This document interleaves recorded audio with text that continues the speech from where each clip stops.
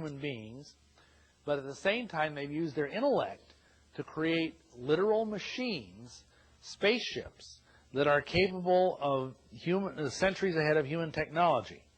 They use their technology to blackmail the government into allowing them to misuse human citizens as they see fit. Their hope is to produce a child who will be the Antichrist, and or to produce thousands of people who are programmed to obey him because of abduction experiences. And, okay, we did that. Many people who have these abduction experiences crave them. They become addicted to them, even though they're scary. Even though, I mean, how would you like to be strapped to a table, unable to move, and having people sticking probes up your ears and stuff? I mean, anybody want to sign up for that one? But some people want it. I've actually talked to people that I say they are praying for it, to be abducted, because they, now these aren't Christians, of course, but they believe it's the next step in the evolution of human consciousness, to go through these, what these experiments are, the aliens are doing, the space brothers, pardon me, are doing, are to help us evolve into the next stage of human evolution. This seems to be the theme that this Whitley Strieber has, that wrote the book Communion, and he's done so much to popularize the abduction phenomenon. They're trying to deceive people into believing that they are indeed benevolent. And a lot of people are buying it. And I don't know how many of you have seen that movie Independence Day, you know, but there's that one scene that so reminds me of this, where at the beginning of the movie where there's all these wacko people up on top of this skyscraper, there's this enormous UFO that's like bigger than Yankee Stadium right over them, and they're standing there saying, "Beam me up, take me," you know, and then this big death ray comes down and, you know, blows up 5 city blocks. You know, I mean, that's so typical of the mentality of these people. The other thing is, now think about this one for a moment. Suppose I came up to just a typical person on the street, not a Christian, just some typical unsaved individual, and said, "Hey, I got a great deal for you. How'd you like to have a demon live inside of you?" Most people, I think, would probably say, "Get out of here." You know, even if they don't believe in God, even if they don't believe in, I don't want any demons, you know, that sounds too crazy, you know, whatever. But suppose this. Suppose I come up to someone like that and I say, "How would you like to have a vast, superior alien intelligence cohabit with you and live with you and talk to you and teach you the wonders of the universe?" There's a lot of people who would sign up for that. You know, it sounds pretty good, unless you know your Bible. And this is a phenomenon that's known as walk-ins. There's thousands of people walking around that claim that they have an alien living inside of them, an alien consciousness. I don't think it's literally an alien in the sense that they have like some, you know, like what is it, there's a Stargate thing where they have this worm parasite thing living inside of them that's like an alien. No, not quite like that. This is like demon possession. Except it isn't called that. It's been repackaged with Star Trek sci-fi, you know, glitter, and instead they've got this, it's like having Mr. Spock live inside of me, except no pointy ears, you know. So, I mean, the devil is so clever about this. The world is being prepared for this end times deception, and I believe it will involve Jupiter or Orion or both. I would not be surprised if these beings claim to come from Jupiter. That's because in ancient times the planet Jupiter was called Marduk, and both Marduk and Orion are associated with Nimrod, and of course Nimrod is the fountainhead of all false religion on this planet. He's the one that started Babylon.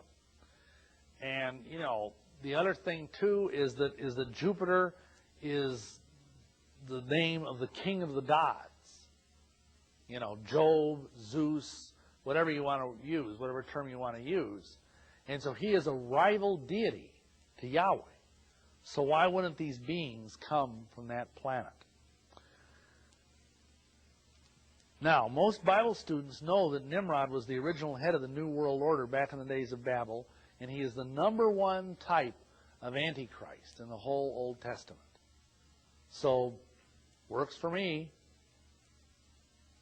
Now we have the whole abduction phenomenon.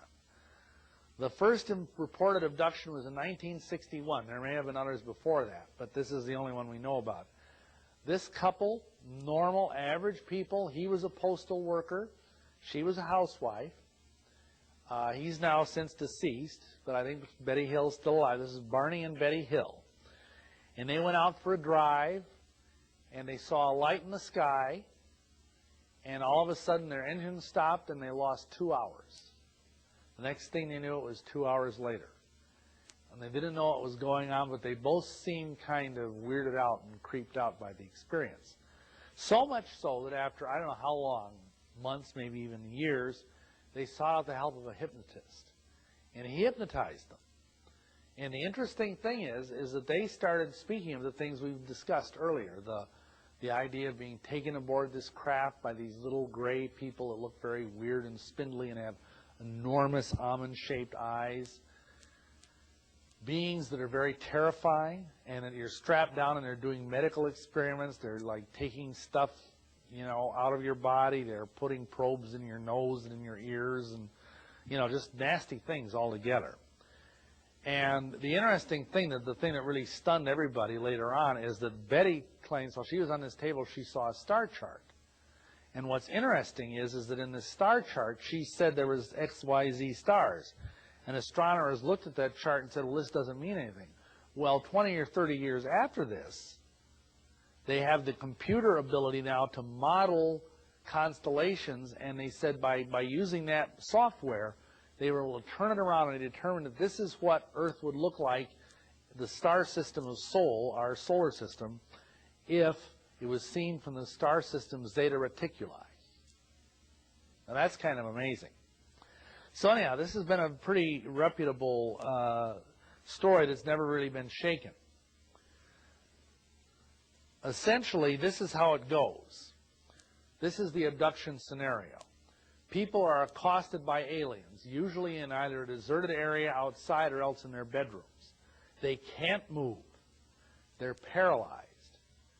They feel as though someone is levitating them out of the room, or else little people are carrying them out of the room or whatever, and they're taken up to this ship. Sometimes they don't even see the ship. Sometimes they just wake up and they're in the ship. And the ship usually is very hard to describe. It has no configurations that are easy to put into words. And they're usually strapped down on a table, and experiments are being done to them of a very invasive nature. Blood and other bodily fluids are being extracted from them. There's often an excessive interest in the UFO crew in their reproductive organs. If they're women, sometimes they harvest ova from them. If they're men, they take seminal fluid from them. The person often reports being stored somewhere in a hive-like compartment, sometimes for days on end. The crew communicates with the person with something like telepathy. Often tiny devices are inserted in the person's body. Ears or nasal passages are the most common places. The person is usually abandoned by the crew at or near their place of abduction with their memory wiped clean. The person may not have any conscious knowledge of this until months or years later. But they have unexplained scars, memory flashes, nightmares, etc. Some women report hysterical pregnancies. I don't know if you've heard of that, but it's where a woman has all the manifestations of pregnancy, but no baby comes out. And some people believe that's because they actually they impregnate these women either through artificial insemination or whatever, and then when the baby is about to come to term, they beam the baby out. So there's no trace of either a cesarean section or a normal, vaginal delivery. Other women have carried children to term. This happened to one person we prayed for. She had the baby. They said, oh, it's stillborn, and they whisked it out of the room. They never let her see it. That was on a military hospital in Germany, by the way. This stuff often is related to people who are in the military or their children, children of military people. None of these women had any conscious knowledge of who the father could be. Many of them, in fact, thought they were still virgins. Once these people came forward in the story, they often found themselves followed or hassled by the dread men in black in their ancient black Cadillacs. These are very strange-looking